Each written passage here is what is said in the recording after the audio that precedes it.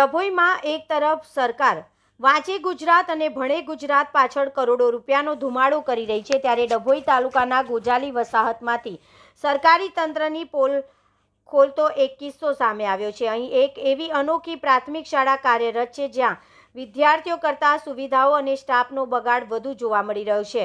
ડભોઈના ગોજાલી વસાહત વિસ્તારમાં આવેલી આ સરકારી શાળા અત્યારે ચર્ચાનો વિષય બની છે। આ શાળાની વાસ્તવિકતા જાણીને તમે પણ ચોંકી જશો। વિદ્યાર્થીઓની સંખ્યા માત્ર 2, શિક્ષકોની સંખ્યા 2, શાળાના ઓરડા 3, ગામની સ્થિતિ 10 થી 12 મકાનો અને અંદાજે 110 લોકોની વસ્તી, સરકારી નાણાંનો ખુલ્લેઆમ બગાડ। સ્થાનિકોમાં ચર્ચાઈ રહ્યું છે કે આટલી ઓછી વસ્તી અને માત્ર 2 જ વિદ્યાર્થીઓ હોવા છતાં 2 શિક્ષકો અહીં શું કરી રહ્યા છે? પગારનું ભારણ। 2 શિક્ષકોનો માસિક લાખો રૂપિયાનો પગાર સરકાર ચૂકવી રહી છે। શું આ પગાર મફત જેવો નથી? કારણ કે 2 બાળકોને ભણાવવા માટે આખા સ્ટાફની જરૂરિયાત તર્કહીન લાગે છે। માળખાગત સુવિધા 3 ઓરડા જેવી મોટી ઇમારત માત્ર 2 બાળકો માટે ફાળવવી એ સંસાધનોનો વેડફાટ નથી?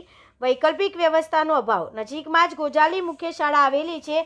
જો આ 2 વિદ્યાર્થીઓને ત્યાં મર્જ કરી દેવામાં આવે તો સરકારના લાખો રૂપિયા બચી શકે તેમ છે અને શિક્ષકનો ઉપયોગ અન્ય જગ્યાએ થઈ શકે। આદિવાસી વિસ્તારના નામે અન્ય સરકાર આદિવાસી વિસ્તારોમાં શિક્ષણના સ્તરને ઊંચું લાવવા માટે વિશેષ બજેટ ફાળવે છે, પરંતુ ગોજાલી વસાહત જેવી કિસ્સા એ સાબિત કરે છે કે ગ્રાઉન્ડ લેવલ પર આયોજનો ભારે અભાવ છે।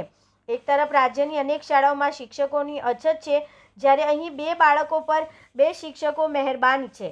સવાલ એ ઊભો થાય છે કે શું શિક્ષણ વિભાગ આ બાબતે અંજાન છે કે પછી જાણી જોઈને સરકારી તિજોરી પર બોજ નાખવામાં આવી રહ્યો છે?